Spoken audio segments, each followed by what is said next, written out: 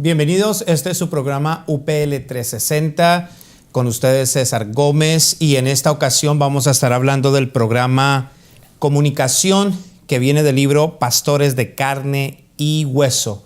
En esta ocasión tenemos al conferencista internacional, pastor, escritor, Alfonso Guevara. Bienvenido. Muchas gracias, para mí es un privilegio estar aquí y compartir este tiempo con vuestra audiencia. Excelente, y tenemos también con nosotros a nuestro presidente internacional de Universidad para Líderes, doctor Raúl Saldívar. Encantado de compartir con mi buen amigo Alfonso Guevara, autor del libro Pastores de Carne y Hueso. Así es. Así que somos de carne y hueso, Alfonso. Bueno, me preguntan del título en muchos lugares. ¿Por qué pusiste el título? Bueno, en algunos casos es porque hay todavía muchos que no son pastores de carne y hueso. A la viuda. Ah, ¿a qué se refiere, por ejemplo? Interesante. Bueno, porque se ha proyectado acaso una imagen en los últimos 15, 20 años en los medios de un pastor que... De un superpastor. Del peinado está perfecto, su traje Armani, nada en contra de Armani, está ahí, el chofer le está esperando para salir, su familia es perfecta, todo es perfecto. No es cierto, no es cierto. Y díganos una cosa, mi estimado, ¿qué lo motivó a escribir este libro? Además de lo que acaba de mencionar, ¿qué otras razones tuvo usted para escribir este libro que tiene obviamente temas pastorales muy pertinentes? Bueno, a través de estar en el ministerio y el pastorado por 36 años, te topas con un sinnúmero de colegas, de soldados que están en las mismas filas, donde han pasado montones de cosas, han atravesado situaciones difíciles, uno mismo, ¿no? Entonces, eso me llevó a recopilar todas estas cosas y ponerlas en escrito, pensando que le ayudaría a colegas que están en el ministerio. Pero en realidad lo que me motivó y me inspiró hace unos años atrás, estaba en Cusco. Cusco... en el Perú, en el sur del Perú, sí. Y ahí, digo yo, casi puedes tocar el cielo con las manos, ¿no? De lo alto. Ahí estaba yo con unos 4 días, con unos 100 pastores y líderes indígenas, la mayoría de ellos. Y eso fue una experiencia tremenda, ¿no? Era un lugar muy rústico, muy sencillo. Estos hombres estuvieron atentos todos estos días, escuchando, no solamente de mí, había otros colegas también, pero lo que este cubano gringo les venía a decir desde tan lejos. Y ellos estaban absorbiendo todo esto. Incluso había un grupo de ellos que le estaban traduciendo para entenderlo bien, y eso me marcó, esa experiencia me marcó. Si hay gente que está dispuesta a escuchar esto, porque lo aplican y lo pueden llevar a sus lugares, lo voy a hacer. Extraordinario. Bueno, nosotros tenemos un nuevo segmento, doctor Saldívar, Upeleando. Sí, señor. Este es la gente cuando no sabe algo va y googlea. Y cuando quiere hablar, whatsappea. Y entonces... Pues si ahora quiere saber algo de Biblia o de liderazgo, va a upelear. Extraordinario. Lo invitamos no a pelear, sino a informarse a través de Upeleando.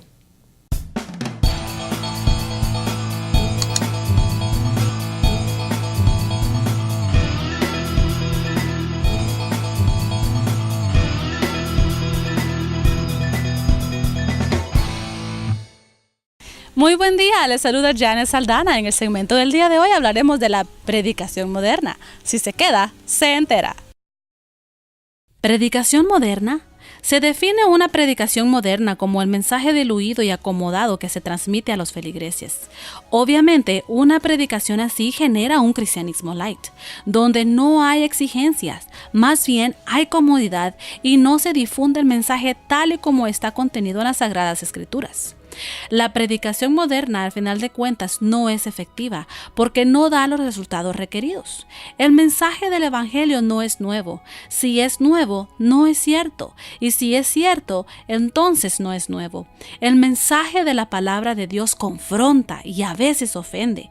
Un predicador jamás debe comprometer su mensaje y su llamado, diluyendo el mensaje que desea proclamar. No olvidemos que no hay otro evangelio, así que trabajemos para predicarlo íntegramente.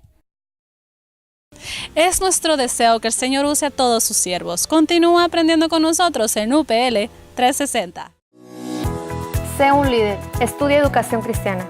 ¿Quieres enseñar pero no sabes cómo? Tú necesitas estudiar educación cristiana. 10 módulos, 10 exámenes y 10 meses te dará las herramientas para ser un maestro. Todo lo que necesitas saber en el teléfono 562-852-2495.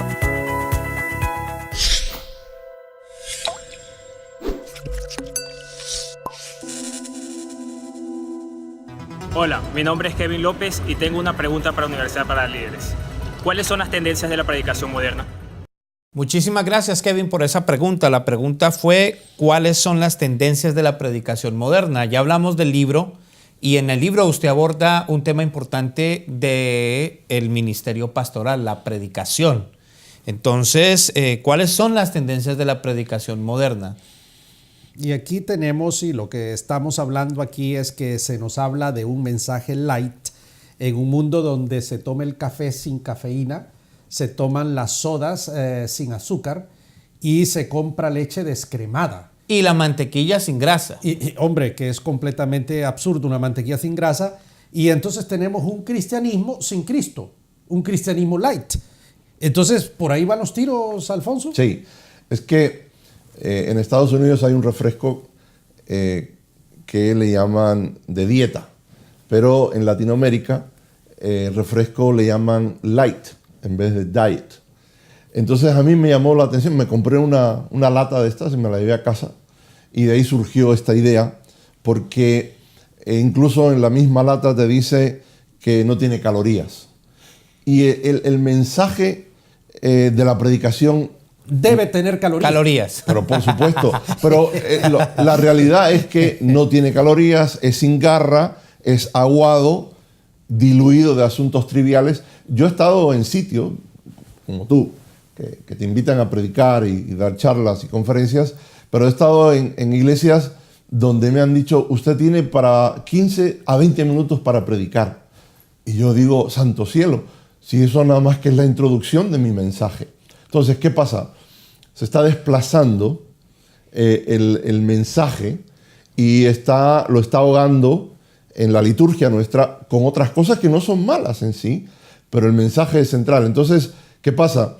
El mensaje moderno, por decirlo así, es un mensaje sin garra, trivial, donde tiene que estar políticamente correcto porque no quieres asustar al colectivo que está escuchando, so pena de que se vayan y no regresen.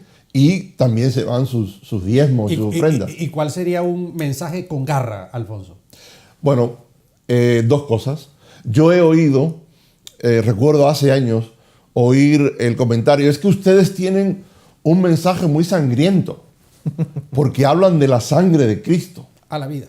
Y ustedes tienen un mensaje muy violento, porque hablan de la crucifixión, que esa era la forma de muerte para los reos peor. Y es que, dos cosas, si quitamos el mensaje de la sangre y de la cruz de Cristo, no tenemos mensaje. Tenemos un cristianismo sin Cristo. Es lo que habías dicho. Light. Totalmente, exactamente. Entonces, eso es lo que se está bebiendo en muchos círculos. Al terminar este programa, nos vamos a tomar un café con cafeína, Alfonso. Yo estoy de acuerdo. Ahora, y vamos a acompañarlo con una mantequilla con grasa. con grasa. Exactamente. Ahora, además de que es un mensaje trivial, un mensaje superficial, ¿qué de cierto tiene que la tendencia de una predicación moderna, postmodernista, sin subestimar o criticarla de una forma destructiva, pero abordando la problemática, dice que también simplemente se enfoca en las necesidades superficiales de las personas? ¿A qué se refiere con eso? Bueno, es que, como yo menciono en el libro, es que se ha creado una cultura también de consumismo dentro de la iglesia. Entonces se usan técnicas de marketing, usamos estos anglicismos que se entienden, para empacar un mensaje que apele a las masas. Ahora, pero eso de usar el marketing y empacarlo, ¿es malo per se o bueno o cómo? Uy, eso es puede ser un arma de doble filo. Okay. Sí, hay cosas que se pueden usar para bien, pero hay otras cosas de ese tipo que pueden resultar nefastas, que es lo que está ocurriendo hoy. Entonces, ¿qué pasa? Empacan de una manera el mensaje para que la gente tenga una especie de viaje o experiencia, pero sigue siendo sin calorías. Entonces, apelan mucho a los sentimientos, no tanto al intelecto. Es como se decía antes, o como he mencionado muchas veces, como que deje su cerebro en la puerta, nosotros pensamos por usted siéntese ahí. Entonces no tiene que pensar, nosotros hacemos todo el trabajo. Entonces es ese tipo de mensaje que apela. Por ejemplo, yo recuerdo estar donde yo vivo, a veces pongo la radio cristiana, evangélica, para escuchar, y el día que iba por la autopista que la enciendo, sale alguien diciendo: la ley de lo apresurado, apresura tu bendición. Y entonces yo me puse, claro, iba conduciendo, ¿no? Entonces yo me puse a pensar en esto, y es que la iglesia atraviesa por una especie de triunfalismo, de excepcionalidad, donde, pero ¿qué es lo que estamos diciendo? Es como que nosotros podemos manipular el cielo a nuestro favor, como que Dios es el genio en la lámpara, ¿no? Y podemos pedirle cosas de este tipo. Entonces, es ese tipo de mensaje que, claro, apela al oído. ¿Quién no quiere oír eso? Ven al Señor, que se te van a acabar todos los problemas, y encima el billete te va a salir hasta por las orejas. ¿Quién no quiere oír eso? Muy interesante lo que nos está diciendo, pero dirección nos está enviando una pausa. Por favor, mantenga el pensamiento porque está extraordinario. Usted está viendo UPL 360, no se vaya, ya regresamos. Sé un líder, estudia liderazgo avanzado. 10 módulos, 10 exámenes, 10 meses y un diploma que puede cambiar tu ministerio para siempre. Todo lo que necesitas saber en el teléfono 904-415-3464.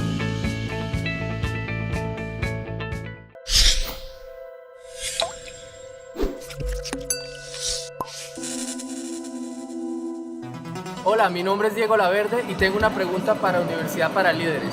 ¿Cuáles son las características de un mensaje bíblico? Muy buena pregunta, Diego.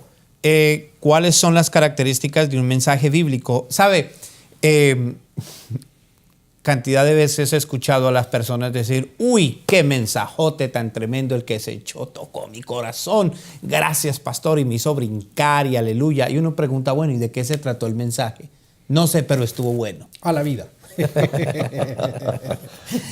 Ayúdenos, ilumínenos en esto, mi estimado. Bueno, yo soy de los que tengo esta convicción desde que comencé mi ministerio, y siempre ha sido más de enseñanza, no más que de predicación, pero pienso que tiene que ser un mensaje expositivo de las Escrituras, o sea, desmenuzar versículo a versículo todo el consejo de Dios. Yo pienso que eso tiene que ser básico para un pastor hoy en día, con un mensaje bíblico. ¿Y qué pasa cuando un pastor predica un sermón temático? O textual analítico. No, yo también lo he hecho así, por temas, pero yo lo he hecho usando mucha Biblia. O sea, es usar la Biblia para explicar la Biblia. Eso es un principio. Yo muchas veces le digo, y cuando he dado charlas en seminarios o institutos, de que yo digo, yo tengo una biblioteca fantástica. Me encantan los libros que he podido coleccionar y tener durante muchos años. Y se escriben libros muy buenos. Pero los libros que yo tengo, los libros que tú puedas tener, usando el ejemplo de ilustración, de ilustrar, usar las ilustraciones en la predicación y en el mensaje bíblico, los libros que tenemos, por muy buenos que sean, nunca van a traer luz a la Biblia, a la palabra de Dios, sino al contrario, la Biblia es la que va a traer luz a estos libros. Por eso no podemos depender en la preparación también sobre el mensaje bíblico de todo esto. O sea, todo lo que se diga debe tener una base bíblica, ya sea temático o tópicos, que le llaman otras personas. O sugerido. Billy Graham fue el que hizo famosos los sermones temáticos porque él predicaba con mucha frecuencia eso. Digo esto, la pregunta viene porque hay un sector de la iglesia que si el sermón no es expositivo, no es palabra de Dios. Entonces no es palabra de Dios. Y el sermón expositivo es uno de los más difíciles de predicar, y lo digo yo que soy predicador, porque si la persona no maneja el griego o el hebreo, entonces va a cojear de una pata. Porque un sermón expositivo, la persona tiene que seguir todo un procedimiento de exégesis para luego hacer una interpretación y comunicarla al pueblo y aplicarlo. Eso es complicadísimo, y vivimos en un continente donde el gran porcentaje de nuestros pastores no fueron a un seminario y nunca recibieron una clase de lenguas bíblicas. Estás hablando de un montón de trabajo y de elaborar un mensaje. Entonces, por eso hablábamos extracámara hace un momento de Erwin Lutzer. Es un espectáculo porque él maneja toda esta parafernaria. Y entonces, cuando el hombre desmenuza el texto y hace lo que tú dices, un sermón expositivo, uno abre la boca. Es un espectáculo. Ya. También hacíamos el comentario de que cuando yo menciono a los pastores en estas conferencias o en seminarios, que los expertos dicen que se necesitan promedio para un mensaje de 40 minutos, 35 horas de preparación. Eso fue lo que yo aprendí en el seminario. Entonces, claro, en el momento ¿Tú digas 35? No. Ahora, no al mensaje per se solamente. Yo creo que cuando, en el caso nuestro, como pastores, tenemos disciplinas que complementan, como la lectura de la Biblia sistemáticamente, como el estudio de ciertos temas importantes en el área de la teología sistemática, libros que complementen aspectos de la Biblia, porque lo ideal y maravilloso si uno puede pasar 35, 40 horas, pero ¿de qué de aquellos pastores que son bivocacionales? Que Dios los ha llamado a predicar y a trabajar en la obra. Ahora, con esto no estoy diciendo que tenemos que ser negligentes, no, pero creo yo que un pastor que tiene un trabajo bivocacional no puede dedicarle 35, 40 horas semanales a un sermón. No. Entonces, por eso cuando yo lo menciono, veo la reacción de la gente que se ríen, porque es cierto, yo estoy con ustedes. Yo entiendo. ¿Quién tiene 35 horas hoy en día? Bueno, pero también otra cosa.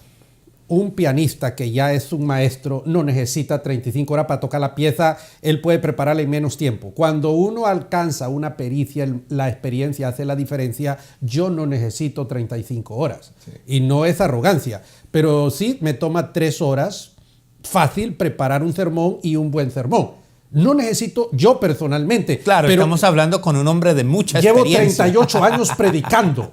¿Verdad? Aparte, eres un erudito, eres un teólogo. Exactamente. Estamos hablando... Pero lo digo para que la gente no vaya a creer que es una regla. Cuando yo comenzaba, sí me tomaba una semana preparar un sermón. Allá en el año 83, 84, sí, el sermón del domingo, yo comenzaba a prepararlo desde el lunes, martes, miércoles, ya el viernes lo tenía. Ahora no necesito eso. Bueno, tú mencionaste algo muy interesante que hablo de eso en el libro, y es que la gran mayoría de los pastores somos bivocacionales. La gran mayoría en Estados Unidos, ¿sí? Hemos tenido que buscarnos, como decimos, los frijoles aparte de la iglesia. ¿Sí? Y yo lo digo, en el caso mío, para no ser carga a la iglesia, como muchos pastores también. Entonces, ¿qué pasa? ¿Dónde encuentras tu tiempo? Incluso en el giro en donde yo he estado estos últimos 25 años, empresas de literatura evangélica, me encontraba estudiando en el avión, en los aeropuertos, y entonces cuando yo le digo a los pastores, ¿cuántos de ustedes amanecen el domingo por la mañana preparando y cocinando el mensaje? Y algunos se ríen y se identifican, porque yo he estado ahí tantas veces, en esos tiempos, en esos años, donde tenía que trabajar también. Entonces, requiere tiempo, pero un sacrificio enorme. Estamos cortando mucha tela, pero Dirección nos está mandando precisamente a nuestro segmento El Minuto de Liderazgo con el pastor Alberto Guerrero.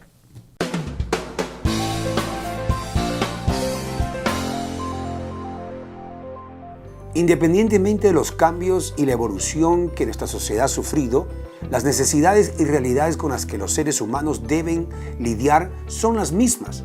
Dios, quien ha creado al ser humano y constantemente desea revelar su voluntad, ha escogido a hombres y mujeres que prediquen su palabra con poder y autoridad. No podemos negar la necesidad que hay de actualizar el ministerio de la predicación si queremos ser efectivos a la hora de abordar y responder con relevancia y efectividad a las realidades del ser posmoderno. Asimismo, quienes predican la palabra de Dios deben saber que para ministrarla con responsabilidad, el contenido del mensaje es tan importante como la comunicación del mismo. El ministerio de la predicación puede cambiar los paradigmas sin comprometer los principios. Gracias, Pastor Guerrero, por ese consejo tan pertinente. Bueno, este tema realmente que tiene mucha tela que cortar. Interesante. ¿Cierto que sí? Ahora, una pregunta. ¿Será que cuando estamos hablando de que el mensaje debe reflejar la verdad envuelta en la palabra de Dios, ¿será que la verdad siempre tiene que ofender? Sí, sin duda. Porque la verdad, como somos entes y seres pecaminosos, la verdad siempre va a confrontar nuestro pecado. O sea, siempre nos va a pisar los callos espirituales, permitidme esa expresión. Entonces, porque la verdad siempre duele y nos va a confrontar, sin duda alguna. Pero, ¿está usted de acuerdo? ¿Cree que hay momentos en que un mensaje reconciliador, un mensaje motivacional, llamémosle así, se sale de los cánones de la homilética, llamémoslo de esa manera? Sí, yo creo que hay lugar también para eso, siempre y cuando el énfasis no sea solamente motivacional. Yo siempre tengo que regresar de que tienes que tener Biblia ahí, aunque sea motivacional. Pero algo referente a eso que estás mencionando, uno de los problemas que he visto muchísimo, y el doctor Saldía puede corroborar esto, es el gran problema que hay de hermenéutica en el mundo evangélico hoy en día. Es que la base de la predicación, de la comunicación de la palabra es la interpretación. El problema de la interpretación es que no se puede interpretar algo que no se ha trabajado antes. Hay que seguir todo un proceso. El problema nuestro es que interpretamos sin haber hecho ningún procedimiento, y eso a veces es peligroso porque ahí surgen las herejías. Es que yo me encuentro escuchando barbaridades. Digo, ¿pero de dónde se sacó este hermano esto? Porque no hizo el trabajo previo a la interpretación. ¿Y a ese trabajo cómo se le llama, doctor? Es, la doctora Barrientos le llama, es el estudio crítico histórico del texto. Y para interpretar hay que hacer un trabajo, 95% de eso es trabajo histórico crítico del texto. Exégesis. Porque la Biblia dice cosas que no dice y no dice cosas que dice. Por eso hay que hacer ese trabajo. Yo creo que pudiéramos pasar horas, pero realmente ya estamos en el momento en que hay que concluir. ¿Qué conclusiones? Yo creo que la primera conclusión que a mí se me ocurre en esta tarde, en base a lo que nosotros hemos dialogado, es que aunque el mensaje puede cambiar sus paradigmas, no debe comprometer su contenido. El contenido debe ser bíblico. Otra conclusión que yo puedo sacar de esto es que el mensaje del evangelio no debe perder su esencia, ¿verdad? No debe ser light. Debe darse en su pureza y por lo tanto es confrontativo. Totalmente de acuerdo. Yo creo es que la palabra dice lo que habéis oído desde el principio. No es tanto de nuestro principio, sino de los principios cuando se comenzó el mensaje con el mismo Hijo de Dios. Entonces hay que regresar a eso, hay que ponerle calorías, hay que como dicen mis amigos mexicanos, hay que echarle ganas. Ahora, ¿y qué de las nuevas generaciones? Porque ¿cómo nosotros podemos predicarle a la nueva generación, a los milenios, un mensaje profundo, un mensaje bíblico? Estoy de acuerdo, pero un mensaje que se contextualice a su realidad, que llegue a ellos. Bueno, ese es otro problema en la iglesia hoy en día, de que la iglesia está en algunos círculos desconectada de la cultura predominante alrededor de esa iglesia. Entonces, ¿qué pasa? Está desconectada también de este grupo y de estos grupos de personas. Por eso es muy importante estudiar cuáles son las necesidades, la manera de vivir, el modus operandi, cómo piensan, para poder componer un mensaje que sea efectivo. Entonces, esa sería una última conclusión, y es que el mensaje debe estar conectado con la audiencia, con la realidad de la audiencia, con los cambios de la audiencia. Si no, no es pertinente. Si no, no es pertinente ni relevante. Bueno, nosotros queremos animar a través de este programa UPL 360 a los pastores a que se eduquen. Lo invitamos a que ingrese a universidadparalíderes.com. En nuestro diplomado de liderazgo avanzado tenemos técnicas de comunicación y técnicas de interpretación. Usted puede aprender y educarse para transmitir un mensaje pertinente, relevante y bíblico. Y agradecemos a toda la audiencia por estar con nosotros. Esperamos que nos acompañe en la próxima ocasión. Este ha sido su programa UPL 360.